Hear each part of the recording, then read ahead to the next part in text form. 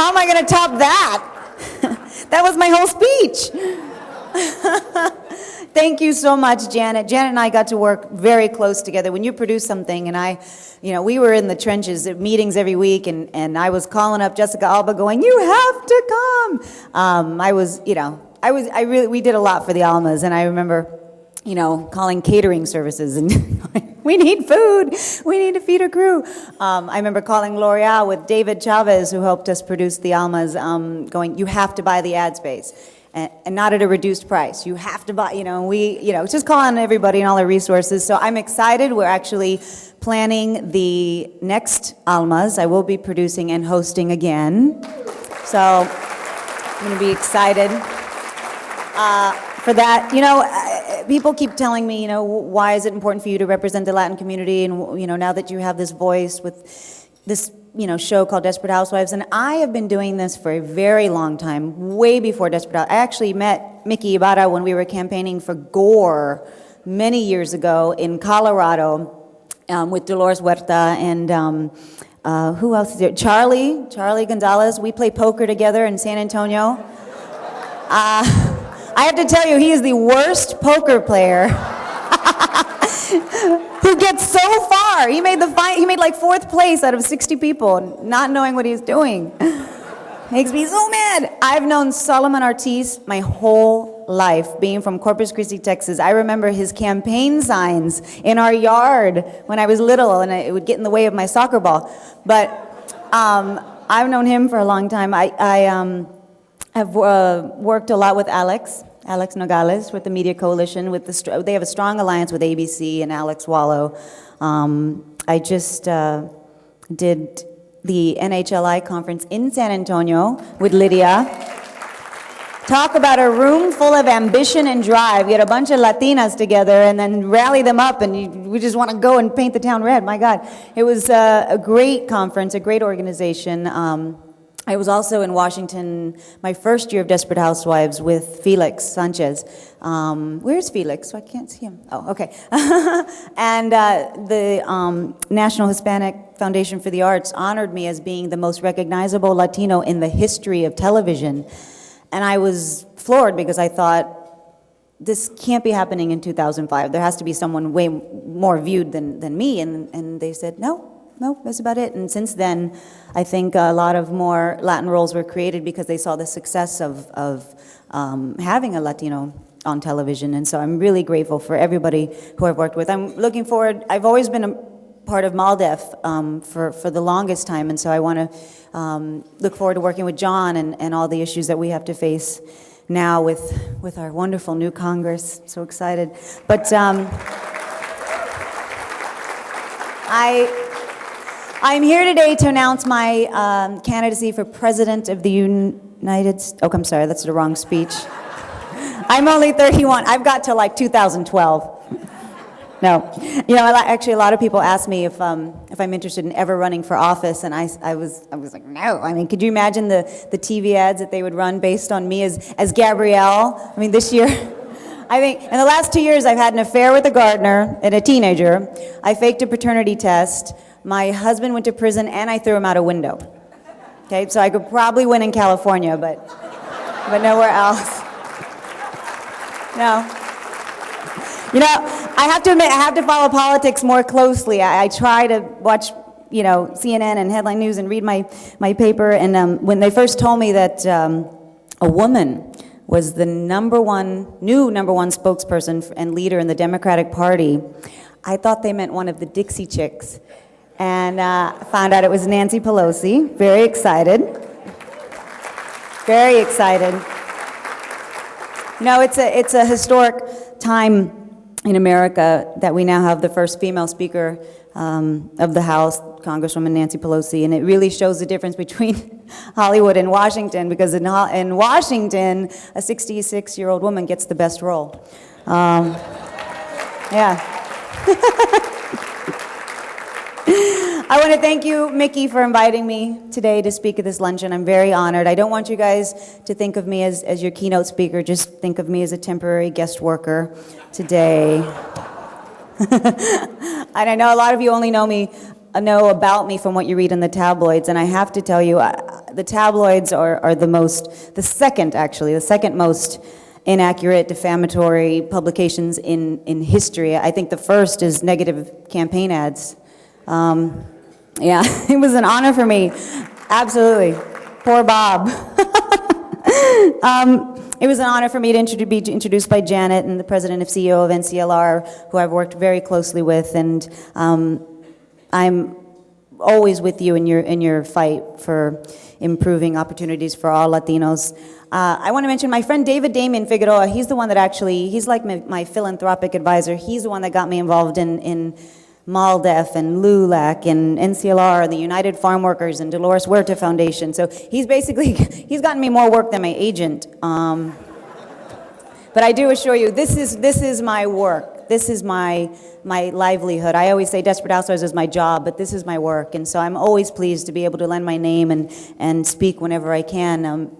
It's a bit of I think the show's a great success. I'm very grateful for Desperate Housewives, and we have the best cast, we have the best writers, and the best directors anyone could work with. And I think Mark Cherry, our head writer, he does a lot to appeal to the political spectrum of our society. I think everybody on Wisteria Lane has the money of a Republican, but the sex life of a Democrat. So it's a really political show. No, I'm sorry, I'm just kidding. Sometimes I think people hate to hear actors speak about politics because they don't think they know what we don't know what we're talking about. But it's very, very close to my heart because I know the change that everybody can make in this room. And the truth is I do care passionately about politics, and that is why it's an honor for me to be here with you today. I think for too many Americans, when they hear the word politics or politician, it's a bad word, or they see everyone as villains, and it's not to me because I've seen the good that everybody can do in this room, and I've worked with almost everybody in this room. So I've been a witness to and a beneficiary of the changes that people like you have brought to the Latino community and our nation. And I think with the new Congress and everything that's going on, I believe in the politics of hope. And if there's one thing that came out of this past election, is that the politics of fear and hate won't work. And there's one thing that unites all Americans, white, black, or brown, and it's that we have hope, that we want to change things and make them better for our next generation. And that is what you in this room and in this city do for all of us. You are a vessel of hope, and you are the promise of what is possible. So I thank you and everyone in this room. I'm in Washington here. I end this conference, the Latino Leaders Luncheon, because this is a moment to share my perspective and my story with you and how I got here and how I became who I was. And I think it's important to share these stories with each other to see if we're on the same path, if we had the same journey, if we can help each other out. And there's always four major issues that I try to stay informed about. And the first, of course, is immigration. And I think I speak for everyone in the entertainment industry when I say that if people cross the border and they work hard in this country, and this country becomes their home, and they learn the language, and they do everything that they can to be a member of our society, we should not deport them just because they're Canadian. I think it's a very big mistake.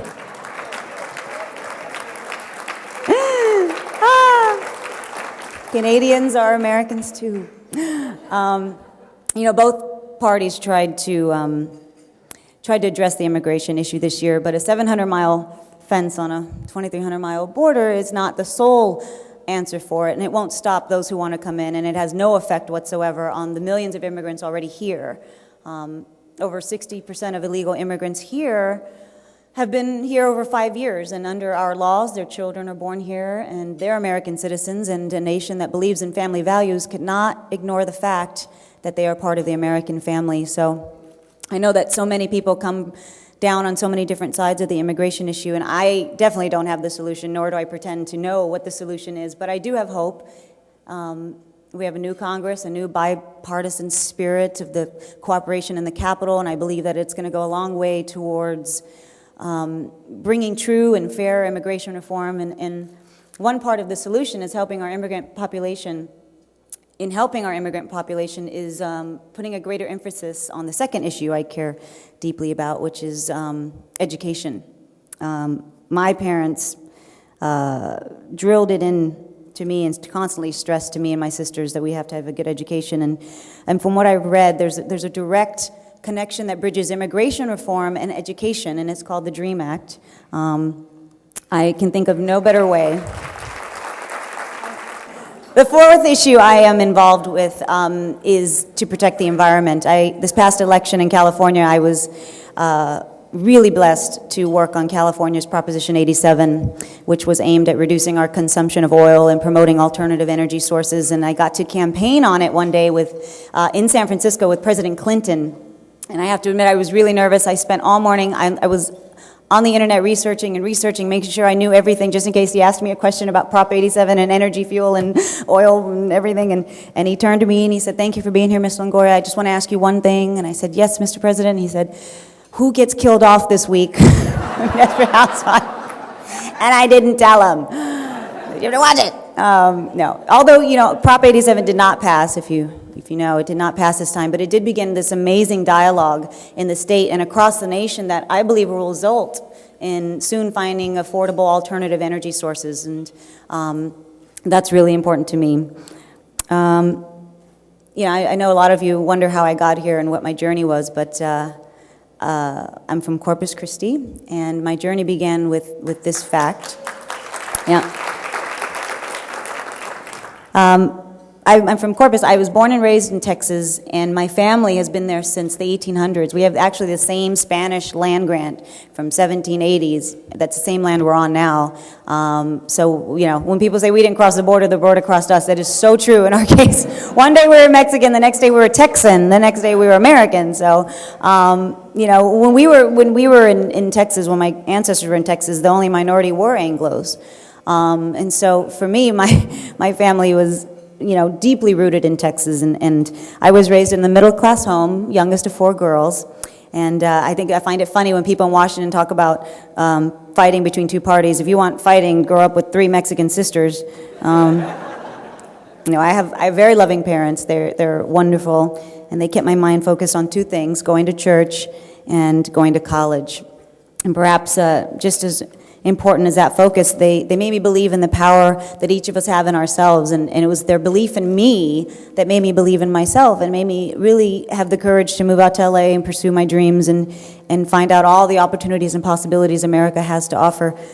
And a conference like this helps empower all Latinos, and I think we do have to take it one step further, and it's up to ourselves to empower each other, but most importantly to empower ourselves. And there's so many ways to do this, and one of the ways that I did it was gaining inner strength from people who came before me or role models that I had, and I wanted to name 3 of the role models I had in my life. The first, of course, is Dolores Huerta.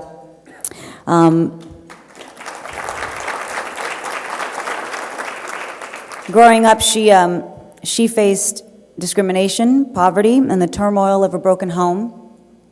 And many in that situation, a lot of people in that situation would have fallen by the wayside. But Dolores didn't fall. She rose to greatness. She's an activist, an organizer, the co-founder of the United Farm Workers, and a mother of 11, who somehow managed to balance her commitment to her family and family values and her passion for social justice to create a movement that has changed the world forever. My second inspiration was Selena. Being from Corpus Christi, growing up, I dreamed one day. Yes. It was just this magic she had, and I know I'm able to live my dream because I got to walk in the path of a legend, and I got to follow a trail blazed by Selena. So I thank her and her family. And my most important inspiration to me was my mother. She was she is the center of our family. She raised 4 girls. She was a teacher, had a $20,000 salary. My oldest sister is mentally handicapped, and so she became a special education teacher. And the way she juggled everything and the way she instilled traditional values and everything she taught me, just believing in myself, was incredibly valuable to me. So once I was armed with my college education from Texas A&M, Kingsville, and a belief in myself, I headed to Hollywood. And eventually I landed the part of Young and the Restless, which is the #1 soap opera in the history of daytime. If you don't count Congress, it's the #1 soap opera.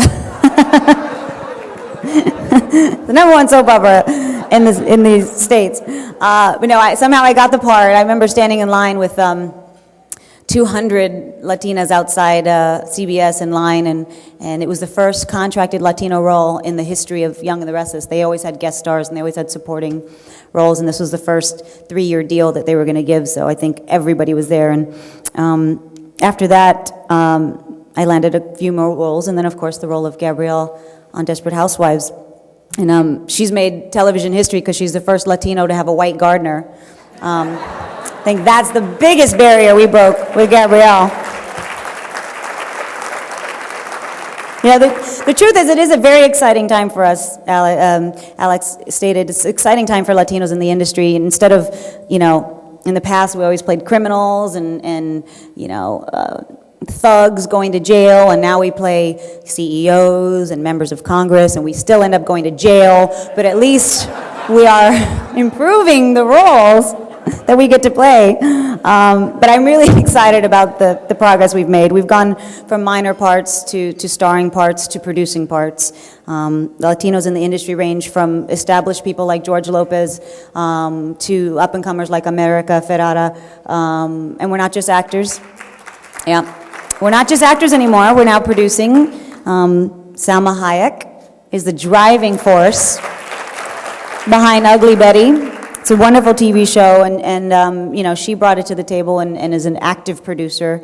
I produced The Almas alongside NCLR and David Chavez this year. So the entertainment industry is open to us and our influence and what we have, and I think it's going to grow each and every year.